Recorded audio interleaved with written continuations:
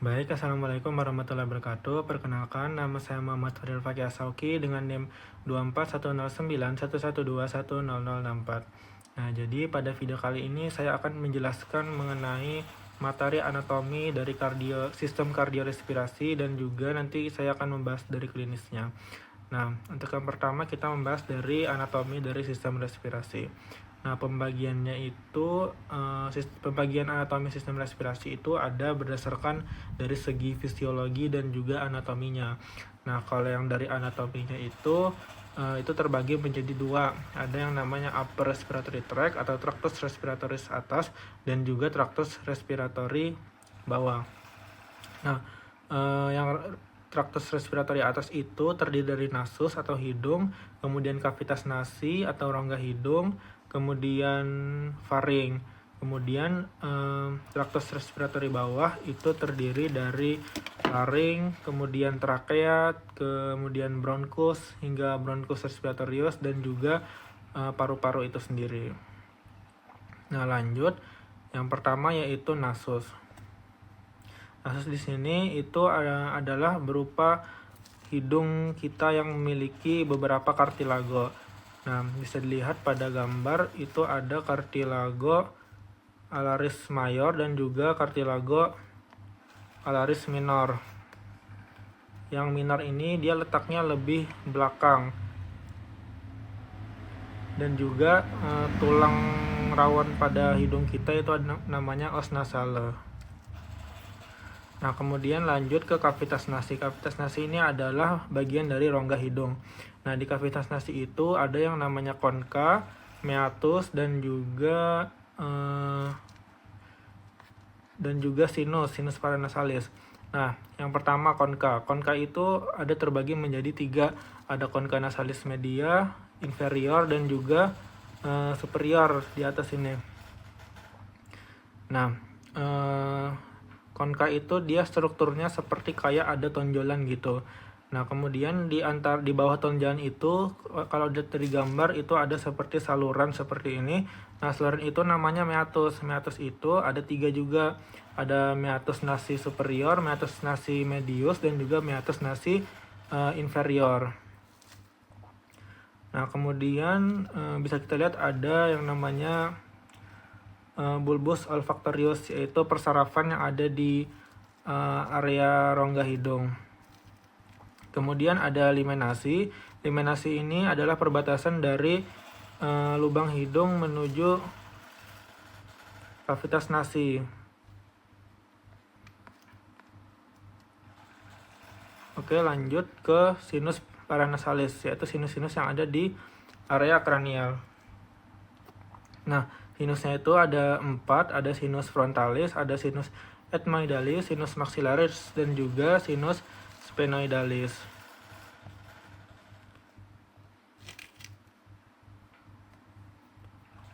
Bisa lihat pada gambar ini ada dua sinus yang terlihat, ada sinus frontalis di depan dan juga yang letaknya lebih belakang itu sinus sphenoidalis.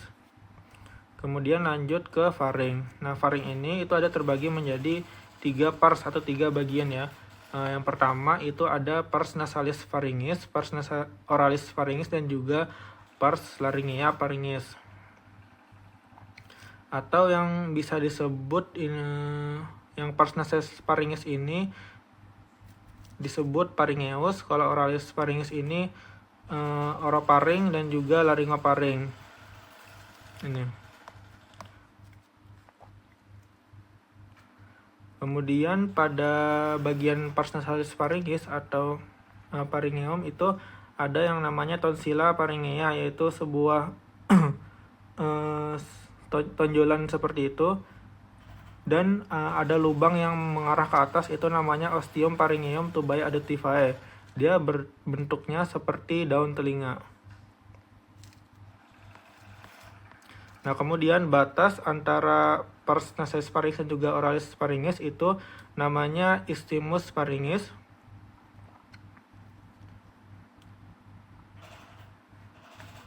Lanjut ke laring. Nah, di laring ini terbagi menjadi 3 juga, ada cavitas infraglottica, ventriculus larynx, dan juga vestibulum larynx. Nah, struktur yang penting yang ada pada laring itu ada kartilago-kartilagonya, dan juga ada yang namanya plika. Plika itu adalah pita suara, plika vokalis. Kalau plika vokalis itu dia pita suara asli, dan juga ada pita suara palsu namanya plika vestibularis. Nah, kemudian ada struktur seperti bukaan mengarah ke samping di antara plika vestibularis dan juga plika vokalis, itu namanya ventriculus larynx. Oke, lanjut. Nah, ini adalah gambar dari laring dari penglihatan dari atas. Bisa dilihat sini ada epiglotis terlihat dengan jelas. Jadi epiglotis itu adalah sebuah kartilago yang dilapisi oleh otot yang fungsinya untuk menutup saluran pernapasan dan juga saluran pencernaan. Kemudian ada plika vokalis tadi dan juga plika vestibularis, dan yang aku bilang tadi ada bukaan ke area samping namanya ventriculus larynx. Nah, bukaan di antara dua plika vokalis itu namanya rima glottidis. Nah, kemudian kartilago yang ada pada laring. Yang pertama itu ada kartilago epiglottica yang nantinya akan membuka dan juga menutup untuk menutupi saluran pencernaan. Saluran pernapasan. Dan juga lalu di sini ada kartilago thyroidea. Ini kartilago arytenoidea. Dan ada juga kartilago yang di bawahnya itu kartilago cricoidea. Lanjut ke bronkus. Nah, bronkus ini diawali dari trakea, yang awalnya satu namanya trakea. Kemudian saat dia menjadi dua bagian itu disebut bronkus. Bronkus ini itu masih ada kartilagonya. Bronkus ada 3 pembagian bronkus, ada bronkus primarius, bronkus sekunder, dan juga bronkus tersier. Nah, bronkus primarius itu biasa disebut dengan bronkus principalis. Ada yang dexter dan juga sinister. Nah, faktanya yang dexter itu dia bentuknya lebih mengarah ke bawah dan juga dia lebih besar. Kemudian bronkus yang kedua yaitu bronkus lobaris. Bronkus lobaris atau bronkus sekunder, yang di kanan tuh ada 3 dan yang kiri ada 2. Lanjut ke pulmo. Nah, di pulmo ini ada pulmo atau paru. Struktur dari kanan dan kirinya itu berbeda. Yang pertama yang di kanan itu dia terdiri dari 3 lobus. Lobus atas itu namanya lobus superior, lobus media, dan juga lobus inferior. Nah, di antara lobus-lobus itu dia ada pembatasnya, ada alur gitu. Namanya visura. Kalau yang mengarah ke bawah gini itu namanya visura obliqua, dan yang mengarah lebih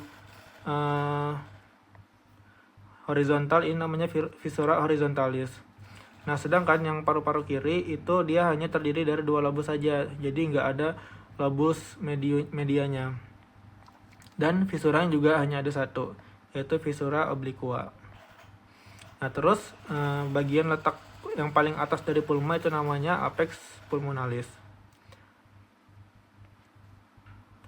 Dan margonya sendiri ada margo anterior, margo posterior, dan margo inferior.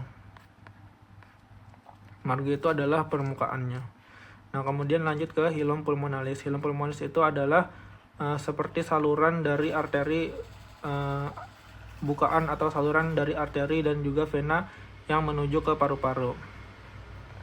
Nah, bisa dilihat yang dextra itu dan yang sinistra itu strukturnya beda, dan letak-letak dari arteri nervusnya itu berbeda. Nah, cara mengingatnya, kalau yang di dextra itu singkatannya ABV atau arteri, bronkus, dan vena. Singkatannya ini tuh dilihat dari depan ke belakang. Kemudian yang di kiri itu ada BAV, ada bronkus, arteri, kemudian vena. Oke, lanjut ke anatomi dari sistem kardiovaskular. Nah, yang pertama yaitu anatomis dari jantung dan juga cor. Jadi jantung itu terdiri dari jantung itu dia letaknya ada di balik dari rongga dada kita.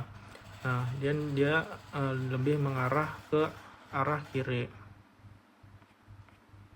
Kemudian lapisan-lapisan pada jantung ada 3 lapisan utama, ada endokardium, miokardium, dan juga epikardium. Nah, yang epikardium ini dia ada 2, ada epikardium fibrosum dan juga epikardium serosum. Dan epikardium serosum ini terbagi lagi menjadi 2, ada serosum parietal dan juga serosum visceral.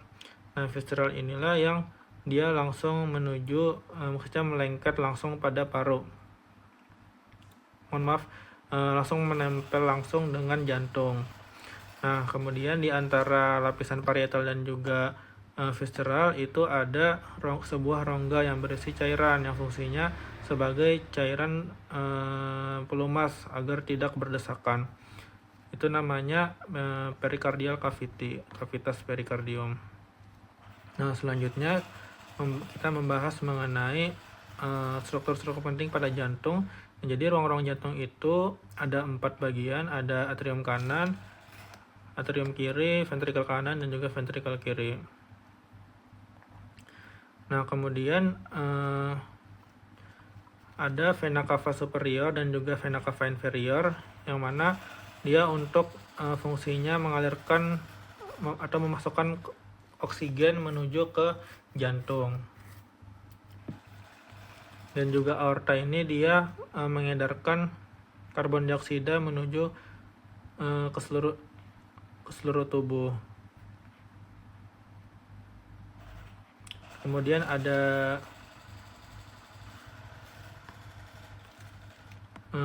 septum interventricle, dan otot-otot pada ventricle itu namanya otot papillaris. Ada chorda tendinea yang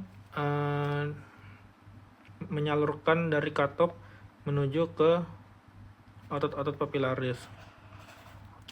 Kemudian vena pulmonalis yang menuju ke paru-paru. Kemudian kita bahas dari jantung kanan terlebih dahulu. Nah, bisa dilihat ini adalah atrium dan ini adalah ventricle. Nah, yang pertama di atrium itu ada struktur namanya fossa ovalis atau sebuah lubang yang tertutup gitu. Di atas dari fossa ovalis itu ada tonjolan atau kasaran gitu namanya crista terminalis. Vena cava superior inferior tadi sama. Kemudian di ventriculus dexter atau ventricle kanan itu ada musculus papillaris. Nah, musculus papillaris ini ada 3 yang di kanan. Ada 3, ada posterior, anterior, dan juga septalis. Nah, yang di posterior ini dia itu jumlahnya ada 2 yang di belakang, jadi makanya namanya musculi papillaris. Kemudian ada valva atau katup, yaitu valva atrioventricularis dextra atau valva atau AV dextra. Dan ada yang namanya auricula yang letaknya di atas dari atrium, dia bentuknya seperti daun telinga. Dan di atrium itu nama ototnya adalah musculus pectinati, musculi pectinati. Kemudian di jantung kiri kurang lebih sama aja yang kayak di jantung kanan, mungkin bedanya itu di jantung kiri di ventrikelnya itu musculus papillarisnya dia hanya ada anterior dan juga posterior. Kalau kanan tadi kan ada 3, ada tambahan papillaris septalis. Itu aja. Kemudian kita akan membahas dari katup-katup dari jantung. Nah, katup jantung itu ada 3. Ada valva truncipulmonalis, valva aorta, valva atrioventricularis, dan juga valva atrioventricularis dextra dan juga sinistra. Nah, valva truncipulmonalis dan juga valva aorta itu disebut juga valvula semilunaris. Untuk penamaannya sendiri itu yang semilunaris itu ada yang dextra, anterior, dan juga sinistra. Yang di aorta ada sinistra, dextra, posterior. Yang di atrioventricularis sinistra ada sinistra, posterior, anterior, juga dextra. Dan yang di atrioventricularis dextra itu ada posterior, anterior, dan juga satunya lagi septalis. Di antara katup-katup ini itu dia diselubungi oleh satu struktur yang namanya annulus fibrosus. Oke, lanjut ke vaskularisasi dari jantung. Yang pertama dari arterinya terlebih dahulu.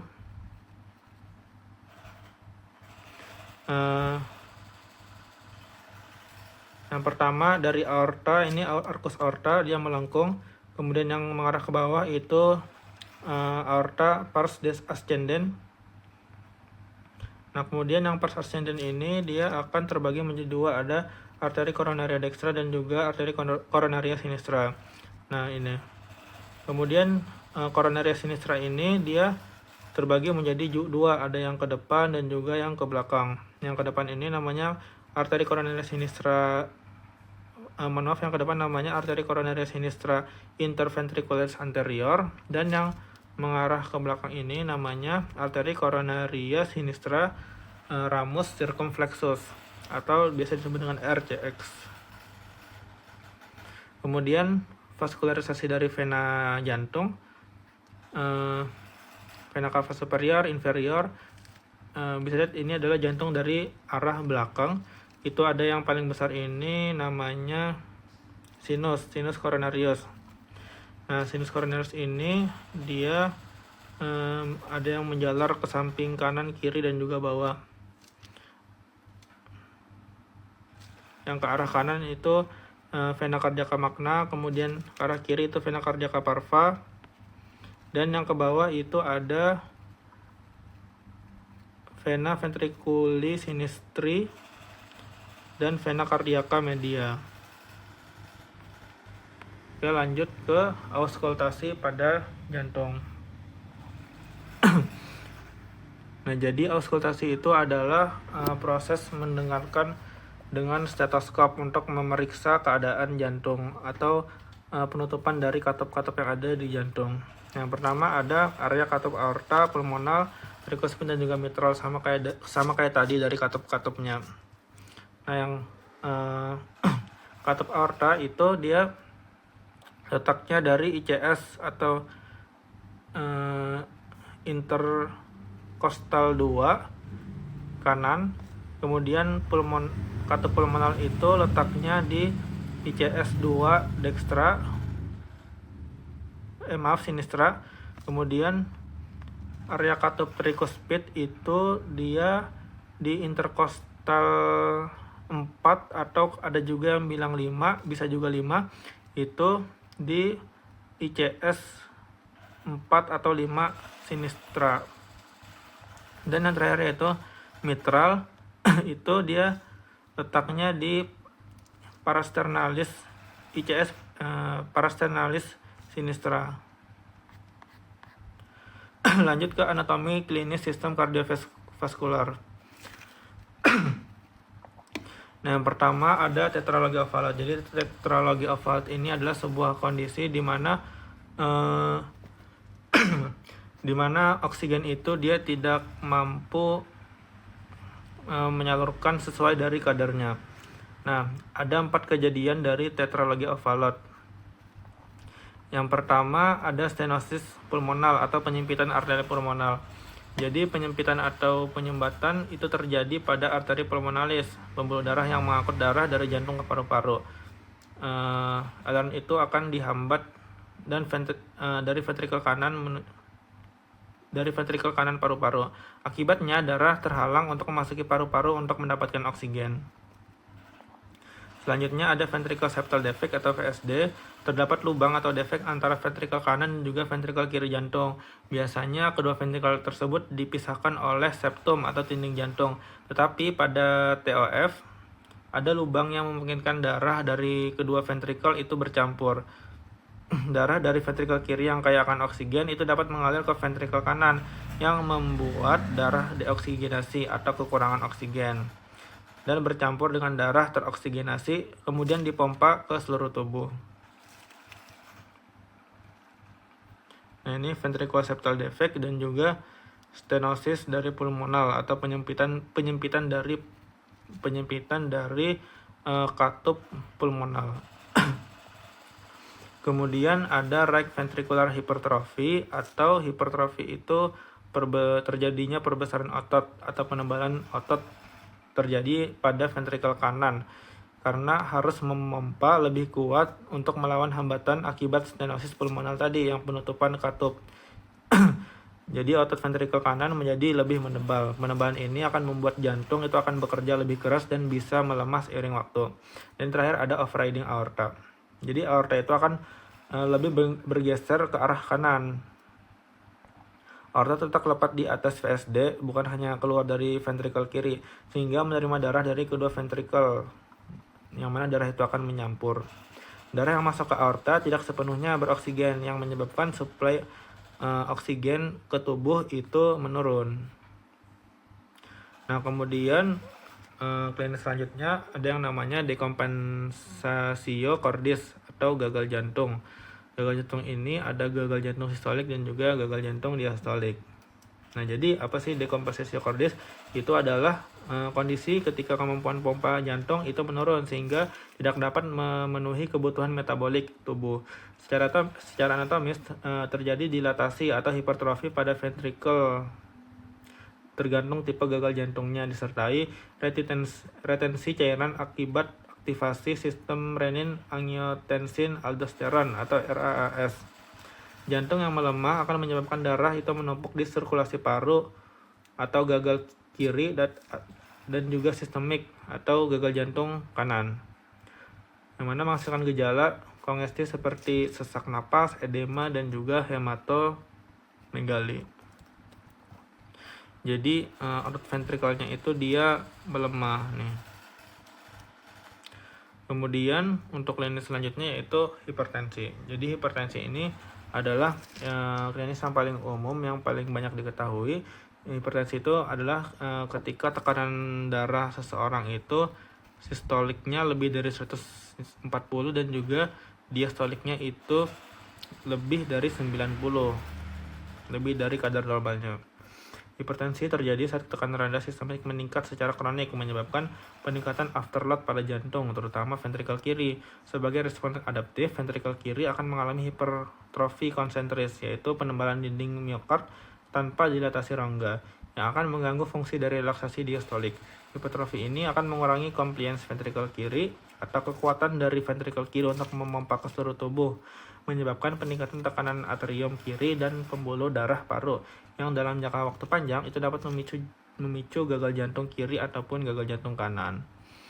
Baik, mungkin itu saja penyampaian materi dari saya. Mohon maaf jika ada kekurangan kata. Terima kasih. Wassalamualaikum warahmatullahi wabarakatuh.